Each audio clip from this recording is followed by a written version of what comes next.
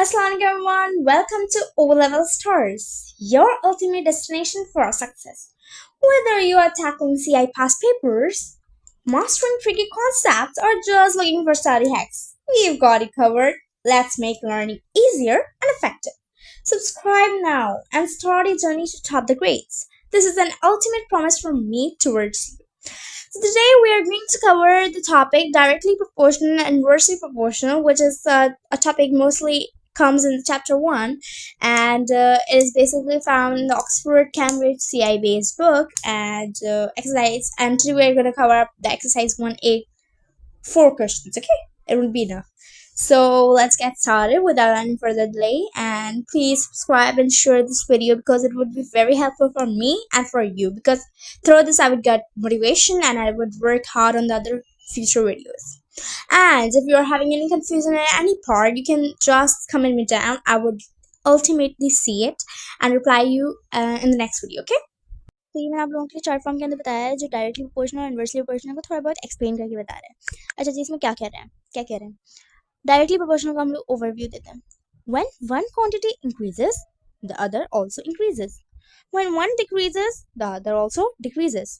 यानी इसका मतलब ये कीवर्ड्स क्या है, व्हेन वन क्वांटिटी इंक्रीजेस, एक क्वांटिटी जब इंक्रीज हो रही है तो अदर आल्सो इंक्रीजेस, ये इसके सबसे मेन कीवर्ड्स है. And when one decreases the other also decreases, यानी अगर आप इसमें अच्छा हमारे पास एग्जांपल भी एक दफा हाथों हाथ कर ही ना. Example 1, the more hours you work the more salary you get. More hours you work, the more salary you get. Proportional है, डायरेक्टली प्रोपोर्शनल है. आप एक बंदा है, सही है, और आपका दोस्त है, आप हैं और ये आपका फ्रेंड है. ओके, अब आपने 5 घंटा ओवर टाइम दिया और इसने 2 घंटे. सही है, फर्क है ना वैल्यू के अंदर. आपने 5 घंटे दिए, इसने 2 घंटे दिया. तो यानी आप देखें कि सैलरी किसकी ज्यादा होगी. ऑफ कोर्स आपकी ज्यादा होगी. अगर आपको यहाँ पे 5000 मिल रहे हैं तो यहाँ इसको कितने मिल रहे होंगे, 2000. सही है, मतलब अगर हम लोग ओवर टाइम पे लगाएंगे 1000 फॉर ईच ओवर टाइम तो आपको ज्यादा मिल रहा है. सही है, तो when the value, when the time you are giving increases, so the value you are getting, the salary you are getting also definitely increases. यानी ये भी इंक्रीज हो रहा है तो ये भी इंक्रीज होगा, इट इज डायरेक्टली. ये डिक्रीज हो रहा है तो ये भी डिक्रीज होगा, इट इज डायरेक्टली. समझ आया, थोड़ा बहुत ओवरव्यू मिला, ये डायरेक्टली के बारे में बताया. बाकी अगर फिर भी कोई कंफ्यूजन है डायरेक्टली के अंदर तो you can comment me down and I would explain you over there. अच्छा जी, अब अगर हम लोग देख लें इन्वर्सली में. अब इन्वर्सली तो आप बस ये समझें कि डायरेक्टली का बिल्कुल ही अपोजिट है. When one quantity increases the other decreases and vice versa. Vice versa यानी जब एक अगर इंक्रीज हो रही है तो दूसरी डिक्रीज, जब दूसरी डिक्रीज हो रही है यानी एक इंक्रीज. समझ आई? नहीं तो समझाती हूँ. अब आप ये ले लें, हाँ चलें. The faster you drive the less time it takes to reach the destination. मेरे दिमाग में यही आई थी एग्जांपल, मैंने ये आपको सर्च करके दी है. अच्छा जी, द फास्टर यू ड्राइव, आपकी कार है, आप लोग जा रहे हैं एक पॉइंट पे, आप लॉन्ग हाईवे पे जा रहे हैं, आपका डिस्टेंस है वो 1 आवर का, लेकिन आप बहुत तेजी से ड्राइव कर रहे हैं, फास्टर. यानी इसको अगर मैं से एग्जांपल को लिखूं तो आप फास्ट ड्राइव करें, faster you drive. Okay, you are driving very fastly. ये आपकी डेस्टिनेशन है, ये आपका या आपका स्टार्टिंग पॉइंट, ये आपका डेस्टिनेशन है. आपने यहाँ से स्टार्ट किया, आपको पता है कि आपकी जो डिस्टेंस है वो 1 घंटे का है, लेकिन आप बहुत तेजी से मतलब बहुत तेजी से ड्राइव करें तो ये डिस्टेंस कितने का हो जाएगा, 30 मिनट्स का, या और कम या और ज़्यादा, मतलब थोड़ा और ज़्यादा. तो ये 30 या 40 मिनट्स का. ओके, मैं 30 मिनट्स लगा रही से, मैंने बहुत तेजी से ड्राइव की तो ये डिस्टेंस हाफ हो गया. यानी फास्टिंग मतलब फास्ट क्या चीज़ हो रही है, मेरी स्पीड फास्ट हो गई है ना, फास्ट स्पीड हो रही है, लेकिन मेरा डिस्टेंस कम हो रहा है, डिस्टेंस लेस हो रहा है ना. मतलब आपको देखें, डिस्टेंस हमारा कम होता जा रहा है और जो हमारी स्पीड है वो बढ़ती जा रही है. तो इसका मतलब क्या है कि एक चीज आपकी इंक्रीज हो रही है, आपकी स्पीड इंक्रीज हो रही है तो डिस्टेंस कम हो रहा है. ये हमारे पास होता है इनवर्सली के अंदर. सही है. अब एक और चीज क्या है हमारे पास. अच्छा जी, अब हमारे पास जो फॉर्मूला, अब मैं आपको एक और चीज बताती हूँ जिसमें ये थोड़ा अलग तरीके से होगा कि इसका अगर हम अपोजिट में, चलो हम इसका अपोजिट लेते हैं. एक हमारे पास डेस्टिनेशन है, सही है, ये आपका स्टार्टिंग पॉइंट है, ये आपका डेस्टिनेशन. ओके, आपका जो डिस्टेंस है वो है 1 आवर, ओके, अगेन 1 आवर। लेकिन आप इस बार क्या करें, आप स्लो स्पीड, आपकी स्पीड क्या है, स्पीड हमारे पास जो है वो स्लो है, सही है, और हमारे पास जो डिस्टेंस है वो ज्यादा है, ऑफ कोर्स, है ना।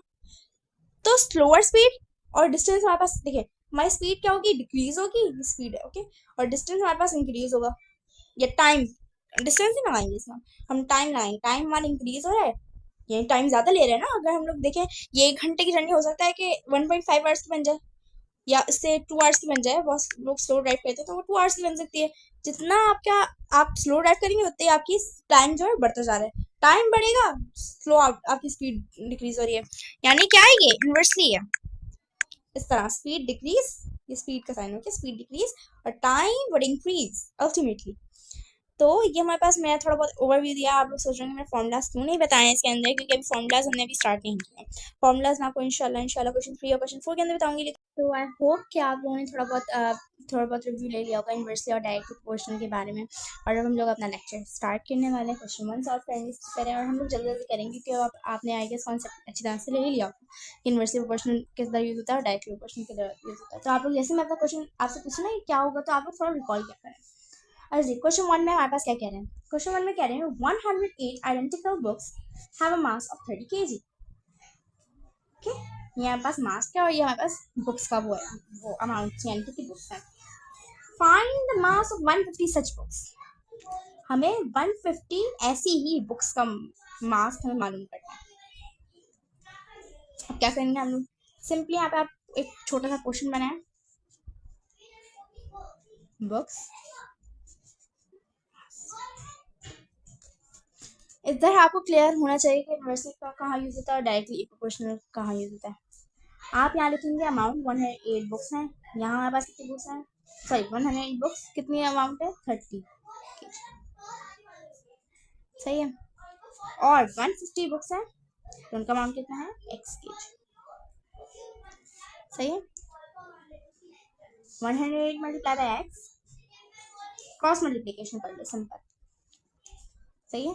मेरा क्रॉस कुछ अजीब सही हो जाता है, लेकिन आप देख रहे हैं ऐसे, सही। क्रॉस मल्टीप्लिकेशन कहाँ यूज होता है, जहाँ पे ये वाली वैल्यू इससे मल्टीप्लाई होगी, ये वाली वैल्यू इससे मल्टीप्लाई होगी। हमें कैसे पता चला हमें क्रॉस मल्टीप्लिकेशन करना है, कि हम लोग बेटा डायरेक्टली प्रोपोर्शनल कर रहे हैं, और डायरेक्टली प्रोपोर्शनल में क्या होता है कि अगर बुक्स का मास इंक्रीज हो, मतलब बुक्स का नंबर इंक्रीज हो रहा है तो मास इंक्रीज होगा, बुक्स का नंबर डिक्रीज हो रहा है तो मास ऑटोमेटिकली डिक्रीज होगा, सही है। हमने यही पढ़ा था ना, 150 बुक्स हैं x kg, हमें ये नहीं पता, हम इसको देखेंगे ऊपर वाली जिसमें हमारे पास क्लियर है। 108 बुक्स हैं, अमाउंट डिक्रीज है तो kg डिक्रीज है, बुक्स यहाँ पे ज्यादा है तो इंक्रीज है, तो kg भी ऑटोमेटिकली इंक्रीज होगा भाई। इसका अगर इस कैलकुलेटर का वेट हमारे पास 30 kg है, सही है, एक कैलकुलेटर का वेट 30 kg है, तो दो कैलकुलेटर का वेट ज्यादा होगा, ऑफ कोर्स 30 + 30 होगा, समझ आ रही है, इस तरह से करना है। अगर इसका मास अगर सपोज कर इंक्रीज हो रहा था तो इसका भी इंक्रीज होता, इसका ऐसा नहीं होता कि अगर देखिए अगर हमारे पास इन्वर्सली प्रोपोर्शनल होता ना यहाँ पे, तो इसका अगर इसके बुक का अमाउंट इंक्रीज हो रहा था तो इसकी मास डिक्रीज हो रहा था, नहीं, लेकिन यहाँ पे ऐसा है कि बुक्स भी इंक्रीज हो रही है तो मास भी इंक्रीज होगा, और बुक्स डिक्रीज हो रही है तो मास भी डिक्रीज हो रहा है, सही है, समझ आई। थोड़ा बहुत आपको पिछली अगर आपने देखा होगा ना, थोड़ा बहुत गैप करके देख लेगा। तो यहाँ पे हमारे पास डायरेक्टली प्रोपोर्शनल यूज हो रहा है, तो डायरेक्टली प्रोपोर्शनल के अंदर ऐसे करेंगे 108 इससे मल्टीप्लाई होगा, 30 इससे मल्टीप्लाई होगा, क्रॉस मल्टीप्लिकेशन। मैं हर उसके क्वेश्चन के अंदर नहीं बताने वाली, तो जरा ध्यान से पढ़े। 150 मल्टीप्लाई होगा 30 से, यहाँ आपने बहुत बचपन में सीखा होगा, ओ लेवल स्कूल में अगर पढ़ते आ रहे हैं। 150 मल्टीप्लाई बाय 30 का है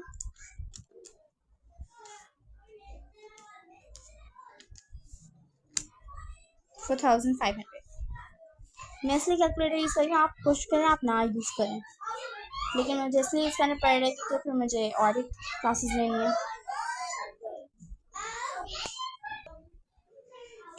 सो 4500 हम लोग डिवाइड करेंगे, किससे हमारे पास क्या है 180, यहाँ पे मल्टीप्लाई हो रहा है ना इससे, तो यहाँ जाके डिवाइड। तो जी अब हमारे पास क्या आ रही थी 4500 को हम क्या करेंगे, डिवाइड करेंगे, आंसर नया करेंगे, आंसर डिवाइड बाय 108। तो हमारे पास क्या आंसर आ रहा है 41.66 and onward 6666 and lastly 7. Okay, इस तरह हमारे पास आंसर है।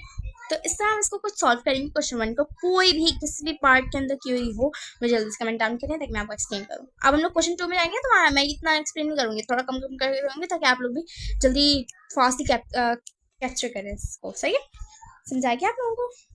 लेकिन ये हमारे पास सिर्फ पार्ट 1 हुआ है, अभी इसका पार्ट 2 भी है, लेकिन यूनिट जरूर मेंशन करेगा ये केजी है। और ये स्टेटमेंट आप लोग लिख सकते हैं। सही है, अब मैं स्टेटमेंट लीव कर रही हूँ। अब the number of such books that have a mass of 20 kg, ऐसी बुक्स का बताना है जिनके पास, अब हमारे पास यहाँ मास दिया हुआ है लेकिन वो अमाउंट नहीं दी हुई कितनी बुक्स है। सही है, हमें क्या दिया हुआ है यार, ये अमाउंट नहीं दी हुई लेकिन केजी में चाहिए है। इसके मैं आपको दिखाती हूँ, इसको दिखाती हूँ। 108 books is equal to 30 kg। 150 जैसे हमारे पास था ना, लेकिन हम यहाँ पे नहीं दिया हुआ। हमारे पास क्या है, हमारे पास जो केजी है ना, यहाँ पे जो था केजी, वो हमारे पास अब नोन है, 20 है अब केजी। सही है, लेकिन हमारे पास ये नहीं पता कितनी बुक्स थी जिनका वेट 20 kg था। सही है, तो अब हम जरा करते हैं इसको। अब यहाँ पे देखते हैं, अब यहाँ पे बताएं मुझे कि कौन सा होगा, डायरेक्टली या इनवर्सली। ये डिक्रीज हो रहा है, सॉरी ये इंक्रीज हो रहा है तो ये भी अमाउंट इंक्रीज है तो ये भी इंक्रीज हो रहा है। अब देखिए यहाँ पे जो हमारे पास मास्क है वो डिक्रीज हो रही है, यानी ऑटोमेटिकली ये भी डिक्रीज होगा, कॉमन है ये तो, है ना। यहाँ पे जब मास इंक्रीज हो रहा है यानी बुक्स का नंबर भी डिक्रीज होगा, यहाँ मास इंक्रीज हो रहा है यानी बुक्स भी ज्यादा होंगी। अब देखेंगे हमारे पास जो आंसर होगा उसको भी कंपेयर करके हम बता सकते हैं डायरेक्टली था या इनवर्सली था। सही है, अच्छा जी, इसमें भी हम लोग क्रॉस मल्टीप्लिकेशन करेंगे, हमें पता है कि इनवर्सली है, डायरेक्टली है। अच्छा जी, अब 108 multiply by 20 is equals to 30 multiply by x। Can I find? अब 108 की तरह मल्टीप्लाई करते हैं हम लोग 20 से।